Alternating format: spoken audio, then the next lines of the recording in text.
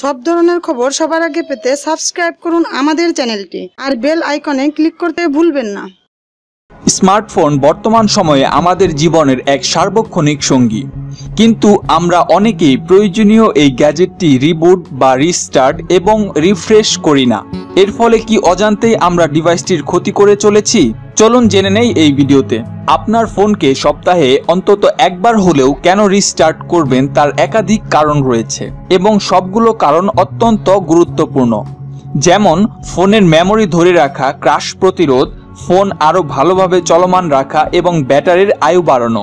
প্রতিদিন আপনার অ্যাপস ব্যবহারের কথায় আসা যাক। লস অ্যাঞ্জেলেসের এক প্রযুক্তি বিশেষজ্ঞ বব মোটামেডি বলেন, বেশিরভাগ ক্ষেত্রে দেখা যায় অ্যাপস বন্ধ করা হলেও তা আসলে সত্যিকার অর্থে বন্ধ হয় না, কেননা তা দ্রুত আবার লোড হওয়ার জন্য বন্ধ করার পরও সক্রিয় থাকে। তাহলে এবার ভাবুন তো, প্রতিদিন আপনার কতগুলো অ্যাপস খোলা হয় এবং তা সক্রিয় থেকে ধীরে ধীরে ফোনের মেমোরি এবং ব্যাটারি শেষ করতে থাকে।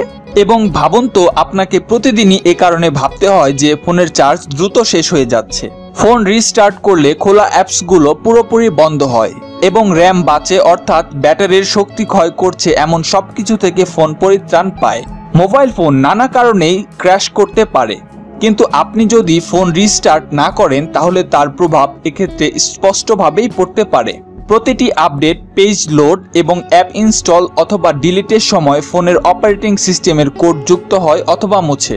কখনো কখনো ইনস্টল অথবা আনইনস্টল করার পর এসবের বেমানান বা অসঙ্গত অংশ থেকে যায়। ফোন রিস্টার্ট করা হলে এগুলোর অধিকাংশই নিষ্কাশন হয় এবং ফোন ভালো কাজ করে, বলেন মোটামেডি। ব্যাটারি অত্যন্ত দ্রুত শেষ হয়ে যায় এবং বারবার চার্জে দিতে হয়। এক্ষেত্রে দায়ী কে? আপনি যদি ফোনের ব্যাটারি চার্জ সম্পূর্ণভাবে শেষ না করেন তাহলে তা সম্পূর্ণভাবে রিচার্জও হবে না এবং ব্যাটারি লাইফ কমে যাবে, এমনটিই বলেছেন প্রযুক্তি বিশেষজ্ঞ মোটামেডি।